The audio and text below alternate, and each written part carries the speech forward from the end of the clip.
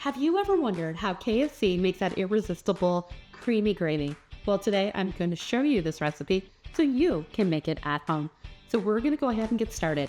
Now I'm going to make some chicken stock, but I'm going to use better than bouillon chicken flavor and water. We're just going to let this heat up. Now we're going to put this to the side and we're going to put some chicken fat in the pan. If you don't have any, use butter, flour, onion powder, pepper, and you are going to let this roux brown to where it turns to the color of, well, like a brown colored crayon. Then we're going to start to add in that chicken stock.